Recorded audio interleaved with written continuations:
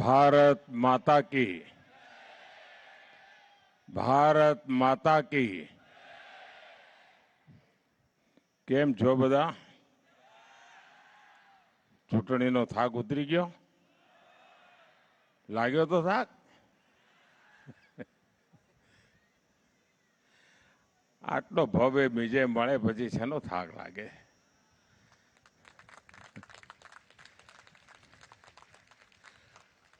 आ वखते गुजराते कमाल करी दीधी छे।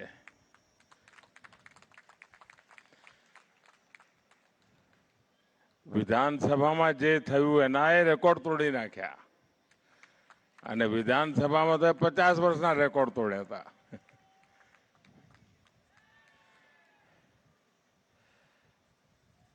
साथियों, आवती काले सोमनाथना कार्यक्रम माटे मारे जवानुं हतुं अने आजे सवारे कर्नाटक अने तेलंगाणा में हतो।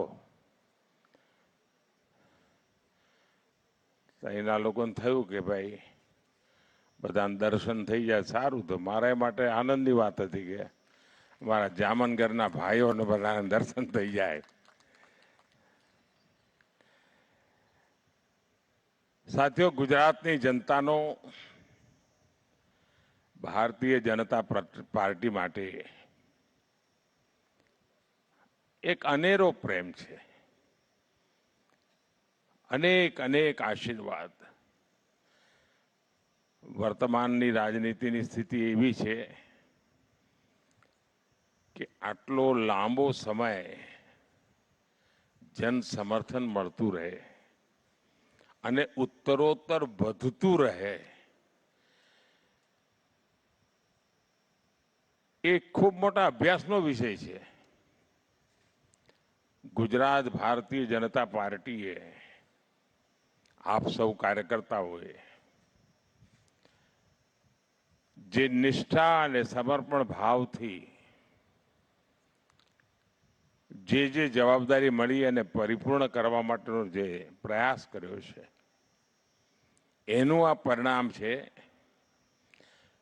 કે સહજ રીતે પ્રજાનો પ્રેમ સંપાદન થાય છે। આજે શાયદ ક્યાંક 3 પેઢી ક્યાંક 4 પેઢી એવી હશે कि जे लगातार गुजरात में भारतीय जनता पार्टी पर अविरत रीते आशीर्वाद वर्षावी रही है अने गुजराते पण विकासना क्षेत्र में बहु मोटी हरणफाळ भरी है। एक जमानो तो कि मीठा उत्पादन सिवाय આપણે કાંઈ કરતા નહોતા અથવા કરી શકતા નહોતા।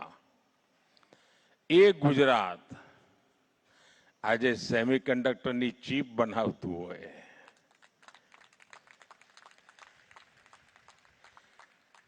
એ ગુજરાત આજે મેટ્રોના કોચીજ બનાવતું હોય, એ ગુજરાત જે આધુનિક રેલવેના एंजीन बनावतु होय, ए गुजरात जे आजे विमान बनावानी तैयारीओं में पड्યું होय। एक एक एक घटना तरफ જોઈએ तो આપણને લાગે કે કેટલા ઝડપથી સર્વાંગીણ વિકાસ તરફ આપણે વળી રહ્યા છીએ અને દુનિયા જ્યારે આજે पर्यावरण की चिंता करे छे।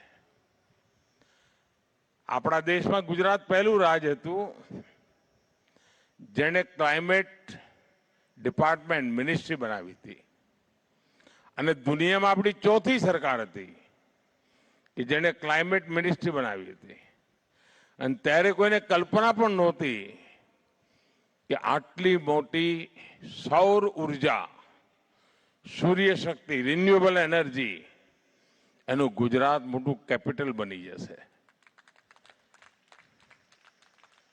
અને દેશમાં જે મોટી ક્રાંતિ થઈ રહી છે એમાં ગુજરાતે બહુ મોટી લીડ લીધી છે, ગુજરાતે મોટું કોન્ટ્રીબ્યુશન કર્યું છે. અને આવા ગૌરવભરી ગાથા ગયા 20-25 વર્ષમાં લખાણી છે. ગુજરાતીઓનો પુરુષાર્થ, એને જો અવસર મળે તો કેટલી મોટી ઊંચાઈઓને પ્રાપ્ત કરી શકે છે એનું આ ઉદાહરણ છે. અને એના જ કારણે ગુજરાતની આવનારી પેઢીઓ છે એ પણ આટલો જ પ્રેમ ગુજરાત ભાજપ માટે વરસાવશે એવી મને શ્રદ્ધા છે.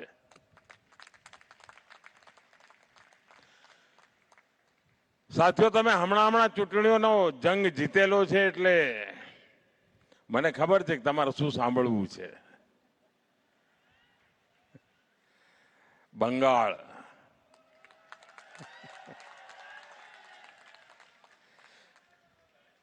સાથીઓ, ચૂંટણીઓ તો કેટલીય લડ્યા અને કેટલીય ચૂંટણીઓ જીત્યા. જય પરાજય તો ચાલ્યા કરતો હોય, પણ પહેલી વાર હું જોયું છે કે બંગાળની ચૂંટણીઓ સમગ્ર દેશમાં જાણે, હું નથી માનતો કે દેશના ઘણા ખૂણા કોઈ લોકોને બંગાળની દુર્દશાની તકલીફ પડી હશે, પણ દૂર દૂર હજારો માઇલ દૂર બેઠેલા વ્યક્તિને પણ બંગાળમાં પરિવર્તન આવ્યું એટલે હાશકારો થયો. એટલે પીડા કેટલી ભયંકર થઈ હશે ત્યાંના લોકોને કે જેનો હાશકારો ગુજરાતનો માનવી અનુભવે. આનાથી મોટું બીજું શું હોઈ શકે? અને આ દેશના સામર્થ્યના દર્શન થાય છે કે પીડા બંગાળને થતી હોય અને દર્દ ગુજરાતીને થતું હોય, ગુજરાતને ખૂણે ખૂણે વેદના થતી હોય કે આપણા બંગાળને થયું છે શું? અને ત્યાં તો કલ્પના બહારનો એક હાશકારો અનુભવાય, જાણે બહુ મોટી બેડીઓમાંથી લોકો મુક્ત થયા હોય એવો ભાવ જોવા મળે આપણે. લોકોની આંખમાં હર્ષના આંસુ સુકાતા નથી. ચૂંટણીઓમાં કેટલાય પરિણામો જોયા છે ભાઈઓ, પણ ચૂંટણી પરિણામના આવો પ્રભાવ કદાચ મેં પહેલી વાર અનુભવ્યો છે. આટલા વર્ષના રાજનીતિક જીવનમાં આવી અનુભૂતિ પહેલી વાર થઈ છે. અને ત્યારે મનને એમ થાય છે કે આપણે કેટલું મોટું કામ કર્યું છે. ભારતીય જનતા પાર્ટીના કાર્યકર્તાઓ 300 કરતા વધારે કાર્યકર્તાઓ બલિદાન આપ્યા છે દોસ્તો બંગાળમાં. અને ત્યારે એક સંકલ્પ સિદ્ધિમાં પરિવર્તિત થયું છે. અને મને પૂરો વિશ્વાસ છે સાથીઓ કે ભારતીય જનતા પાર્ટી ગવર્નન્સના જે મોડેલને લઈને ચાલી રહી છે,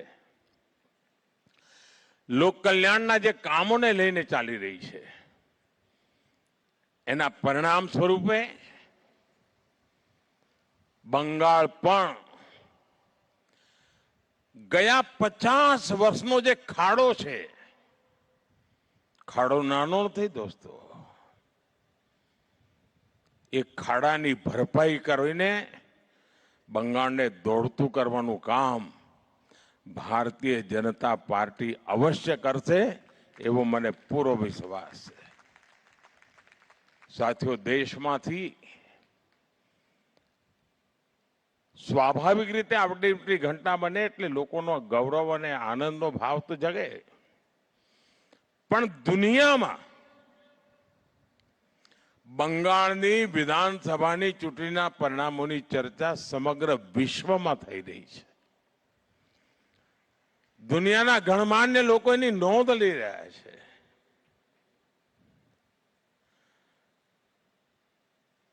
અને એ પણ નક્કી થયું છે કે જે લોકો નકારાત્મકતાને વળેલા છે,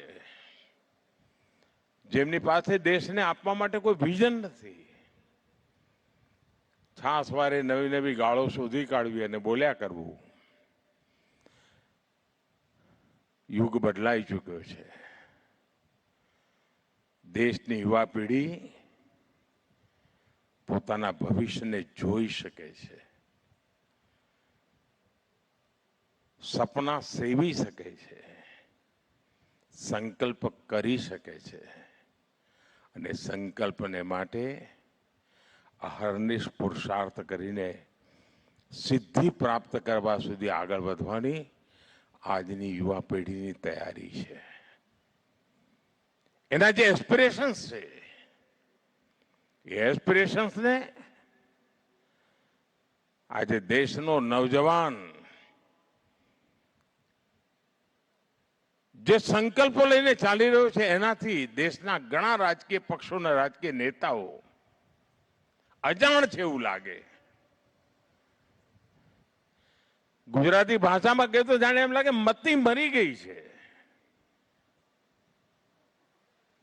અને એવે વખતે નિત્ય નૂતન પ્રાણ શક્તિથી ગુજરાત આગળ ધપતું હોય, ગુજરાતનું જન સામાન્યના આશીર્વાદ મળતા હોય ત્યારે આપણી જવાબદારીઓ પણ અનેક ગણી વધી જાય છે. અને મને પૂરો ભરોસો છે, ગુજરાતની ટીમ પર ભરોસો છે કે જનતા જનાર્દનની આશા આકાંક્ષાની પરિપૂર્તિમાં કોઈ કચાશ રહેવા નહીં દે. સાથીઓ, આવતીકાલે સોમનાથ, થોડા સમય પહેલા પણ હું સોમનાથ આવ્યો હતો. સોમનાથના વિનાશના 1000 વર્ષ એ વેદનાને ફરી એકવાર યાદ કરવાની જરૂર હતી અને વેદનાની અંદર સમાયેલી વીરતાને પણ યાદ કરવાની હતી કે કેટલી વાર સોમનાથ તોડ્યું. અને આવતીકાલે આજથી 75 વર્ષ પહેલા સરદાર સાહેબે જે સપનું જોયું, જે સંકલ્પ કર્યો હતો, આજથી 75 વર્ષ પહેલા સોમનાથ મંદિરમાં પુનઃ પ્રાણ પ્રતિષ્ઠા થઈ હતી. ડોક્ટર રાજેન્દ્ર બાબુ આવ્યા હતા. અનેક અવરોધો અને વિરોધો વચ્ચે આવ્યા હતા, ગમા અણગમા વચ્ચે આવ્યા હતા, પણ વિરાસતના મહાત્માને સમજતા હતા, દેશની જડોને જાણતા હતા અને એટલા માટે રાજેન્દ્ર બાબુએ કોઈની પણ વાત માન્યા વગર સોમનાથ પધાર્યા હતા. એને આવતીકાલે 75 વર્ષ થઈ રહ્યા છે. એ ગૌરવ ભરી પળને ફરી એકવાર એ વિરાસતનું સન્માન કરવા માટે આવતીકાલે સોમનાથમાં ભવ્ય કાર્યક્રમ થઈ રહ્યો છે અને દેશભરના લોકોને આપણી આ વિરાસત માટે ગૌરવ થાય અને એના માટે નિરંતર પ્રયાસ થાય. અને વિરાસત એક નહીં, અનેકવિધ ગુલામીના કાળખંડમાં જેટલું જેટલું સહન કર્યું છે ને, એ બધાની સામે ગૌરવથી ઉભા થઈ ગયા. આજે 10મી મેનું પણ મહત્વ ભારતની આઝાદીના આંદોલનમાં ઓછું નથી. 1857ની પહેલી ક્રાંતિ, સ્વાતંત્ર્ય સંગ્રામનું યુગલ 1857માં 10મી મેના દિવસે, અને એવી પળે જામનગરની ધરતી પર તમને બધાને મળવાનું થાય ત્યારે સ્વાભાવિક ગૌરવ થાય છે. દોસ્તો, આટલી મોડી રાત્રે પણ આપ સૌ આટલી મોટી સંખ્યામાં આવ્યા. હું જોઉં છું કે છેડે સુધી લોકો જ લોકો છે. આટલી મોટી સંખ્યામાં આપ આવ્યા, હું આપનો ખૂબ ખૂબ આભાર માનું છું. મારી સાથે બોલીએ, ભારત માતા કી, ભારત માતા કી, ભારત માતા કી, વંદે વંદે વંદે. ખૂબ ખૂબ ધન્યવાદ મિત્રો.